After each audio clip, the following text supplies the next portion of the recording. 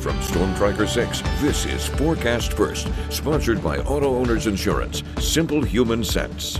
After kind of a messy morning across mid-Michigan, we have been drying things out, but you'll notice over in Grand Ledge we still have a lot of cloud cover in place. Satellite and radar shows a couple of very light lake effect flurries off to our north and to our west as well. Some of that activity will be clipping areas west of US 127 over the course of the next few hours. Temperatures falling down into the low 30s and upper 20s across mid-Michigan, so some slick conditions will be possible on any untreated surfaces across the region. We'll continue to cool things down over the course of the next few hours, bottoming out in the mid-teens overnight tonight. More details in just a bit. 6 News at 5:30 starts right now.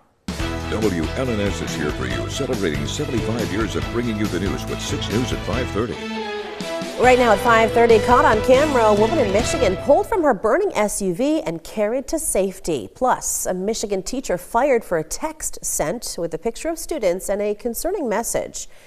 And a rowdy deer does some damage, getting trapped inside a Christmas store in Tennessee. And we have the video of those stories and a lot more, and all in the first 6 minutes. Thank you for joining us. I'm Siobhan Klepfer. Let's start that clock. And our first story tonight takes us to Sterling Heights, where first responders and bystanders saved a woman from a burning SUV. Watch out. I got you. I can't walk. We're going to pick you up. Now, this happened on Monday night. Police say they think the woman drove into a utility pole during rush hour traffic. A police officer's body camera captured the moment. The woman was helped out of the SUV. Officials say she was taken to a hospital and treated for a fractured leg and bleeding. In Heartland, a teacher is out of a job, fired after sharing a photo of students. And the picture and the school's next steps have some parents angry. The picture showed students dressed as turkeys with the image of a hunter behind them, and the text reportedly said, quote, "Which one should we pick off first?" Well, that happened on November 21st. Heartland Consolidated Schools informed parents of the incident on Monday, and the fact that it took that long is angering some parents. I'm shocked that parents were not notified about this, and it just sort of creates suspicion. You wonder, well, what else is being covered up? The Livingston County Sheriff's Office investigated and says there was no criminal intent, but it will be sending a report to the county prosecutor by the end of the week. Well, in Tuscola County, a man is dead and a Michigan State trooper was hurt after a pickup assignment turned into a shooting. State police say troopers were picking up a 54-year-old man on a mental health order on Tuesday. They say the man was in a car and then he took out a gun. At some point, he and the troopers exchanged gunfire. The man was killed and one of the troopers was shot in the hand. The trooper was treated and released from a hospital. Looking at national news tonight, a man is charged with trying to kill New York Jets player Chris Boyd in New York City last month. 20-year-old Frederick Green is being charged with attempted murder, assault, and criminal possession of a weapon. Police say they identified Green through witness tips, cell phone data, and surveillance images and followed him to Buffalo, where he gave himself up. Boyd has been recovering in a hospital. In Los Angeles, an electric school bus caught fire this morning. There were no children on it at the time. However, the driver had to be treated for smoke inhalation. Firefighters let the lithium battery fire burn itself out, but an overpass had to be closed because of the amount of smoke from that fire. Some global news now. Cuba's power grid is increasingly strained while the country goes through an economic crisis, leading to long power outages, such as happened today.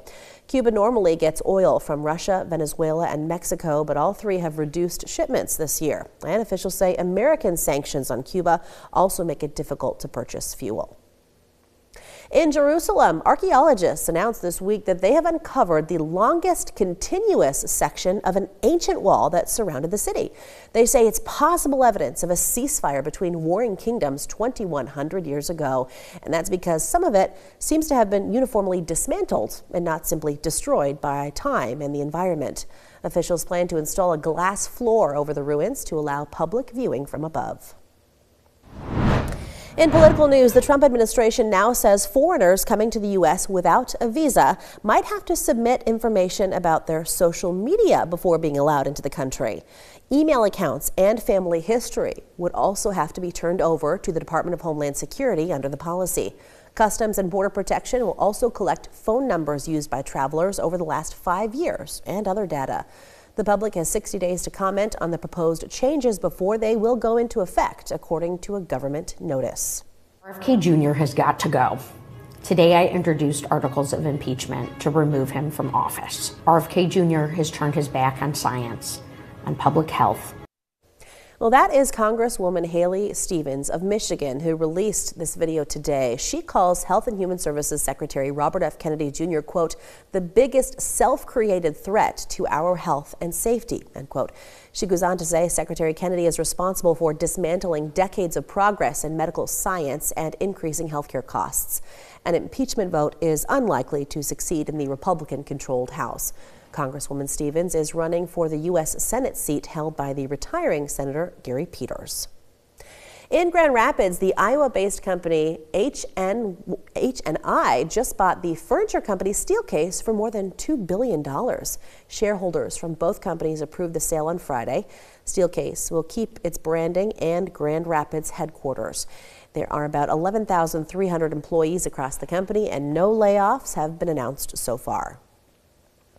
Well, take a look at this. A meal of steak, crab legs, and Old Bay seasoning was found in a prison yard in South Carolina, having been dropped there by a drone. The special delivery also came with marijuana and cigarettes. The drone was found on Sunday. No arrests have been made yet.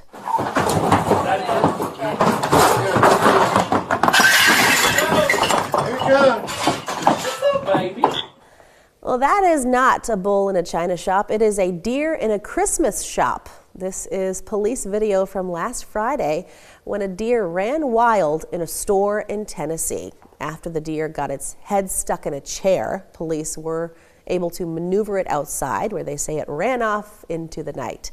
The police department posted on social media that one of Santa's reindeer had a sip too many of holiday spirits and made some bad life choices. It's in the chair, so they got it by the legs and then they're holding the chair.